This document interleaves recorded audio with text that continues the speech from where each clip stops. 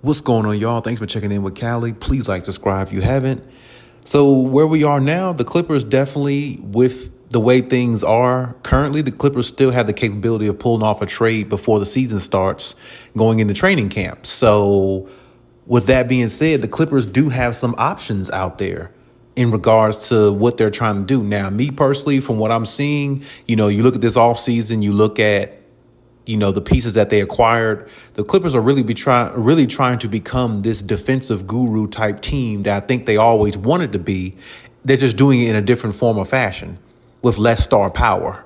So now that Paul George and Russell Westbrook has departed, now you have to try to make up for maybe not what they could do scoring wise so much, but I mean more so at least what they do or don't do on the defensive end, which will kind of give the Clippers a little bit more depth defensively and can kind of like maneuver and, play a little bit with their offensive pieces, what I'm saying, and how they attack teams.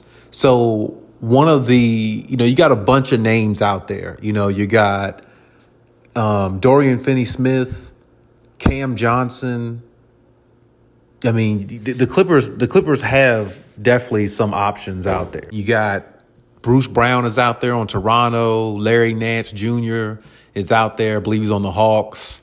And then you got Robert Williams III, who's on the Trailblazers. Now, me personally, out of all the names I gave you, including just now and the names of, Cam Johnson, Dorian Finney-Smith, I personally would look at Robert Williams III. And I know he's a little injury prone because he was injury prone with the Celtics. I think it's the reason why the Celtics, cut bait with him. But at the same time, when he played with the Celtics, he was a defensive anchor. And, the year they went to the finals a couple of seasons ago where they lost against the Warriors, I believe, the few games he did play in the postseason, he really had an impact on the team. And I thought his impact was very impactful. I thought it was good. I thought he was definitely an anchor in the paint as far as a shot blocker. He's definitely somebody intimidating as a shot blocker. And on top of that, he moves his feet pretty well to be a big man in regards to when he was asked to, step a little bit beyond the 17 feet range to go out there and maybe guard somebody on the perimeter.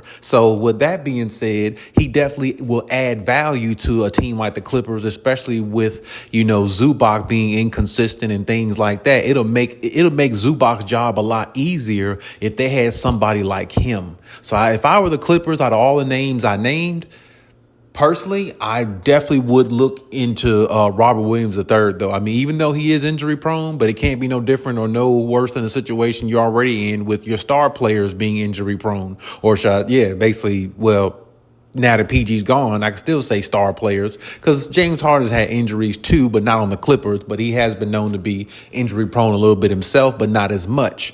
But at the same time, not as much as Kawhi, but at the same time, when you look at where the Clippers are, they're really not in position probably to land anybody like, a real second star type player, whoever you think a real second star type player is in the league that's available. But at the same time, they're definitely in line to acquire one of these type pieces, if not a few of these pieces that I just named. Now, the Cam Johnson and Dorian Finney-Smith, that's a package deal from what I'm hearing with Brooklyn. So that's going to be a situation more than likely where they're going to have to give up Powell, PJ Tucker, and maybe one more piece off the bench, maybe an Amir Coffey, which I really kind of sort of don't like that too much because I think that's giving away a little too much, even though I think Cam Johnson is good, definitely a good knockdown shooter, definitely can benefit the Clippers. And I think that Dorian Finney-Smith is good as well. The only problem with Dorian Finney-Smith is, and with Cam Johnson and Dorian Finney-Smith, they kind of sort of play the same role as, Derrick Jones Jr., especially Dorian Finney-Smith. He plays almost the exact same role. He is a 3-and-D guy. I actually like Derrick Jones Jr. a lot better. I think he's a better 3-and-D guy. I think he's a lot more valuable. I think Dorian Finney-Smith, he's one of those players that trips over his own feet at times. You know what I mean? Like he's okay, but he's not he's not somebody you could plug in and it's like, okay, we'll be fine enough to possibly win a championship with this guy, a part of our roster. You know what I'm saying? Only way you could probably win a championship with Dorian Finney-Smith, me personally, is if, he comes in selective minutes and is not, not overplaying as much. You don't have him playing that much in your rotation. Not trying to disrespect him. I just don't think he's really built for a championship. I don't see that in his game right now.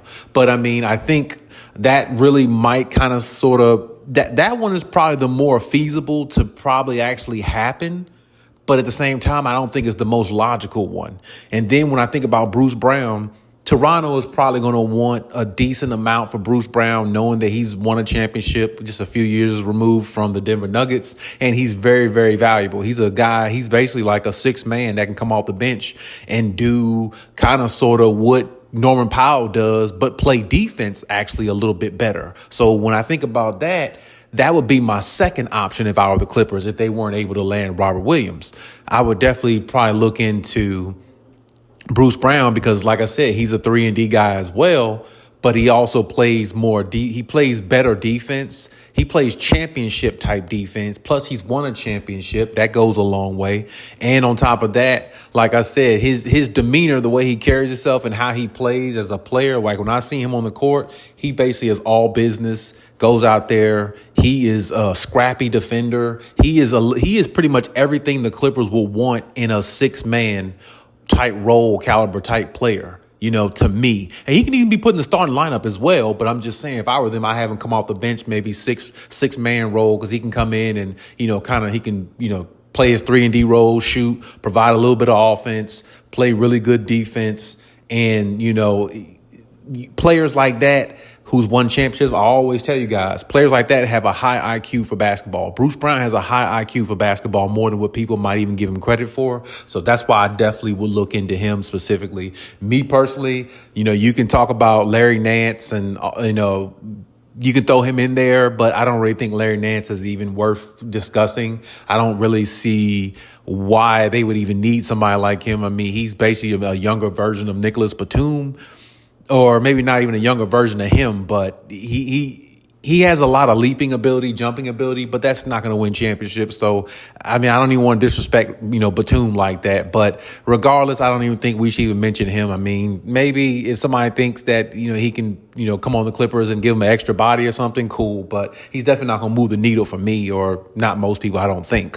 But I don't want to speak for nobody else. But either way, to me, out of all the names I've named, though, Robert Williams III is probably the most valuable, honestly, because like I said, even if he is injury prone and he gets injured in the process of with the Clippers can kind of save him a little bit, not wear him down too much during the season, save him a little bit for the playoffs, and, put him in there on the floor with Zubac at times, and it'll throw teams off completely because now you got Zubac who can get his own shot offensively. He can back him down the paint, score on his own, and now you got somebody in Robert Williams who will get more rebounds, who's more fierce in the paint, who has more of a presence, and he has a way better presence defensively. He's a shot blocker. So, I mean, with that mixed with Zubac and, the wings and stuff that the Clippers have already defensively on the perimeter, I mean, they would really be, I mean, you want to talk about a defensive lockdown type team. It would really be tough some nights to really score on them like you would want to, because their offense, because their defense is so in tune. And then, of course, you got Kawhi Leonard on top of that, one of the best defenders of all time, with a bunch of defensive guys around him and guys around him who can knock down shots, along with James Harden.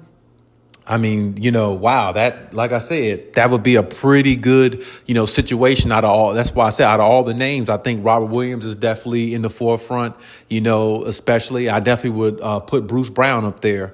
But either way, leave any comments in the comment section. Let me know what you think and who you think would probably fit a lot better, with the Clippers regarding, what they need and, possibly, what or who they should trade for before the season starts.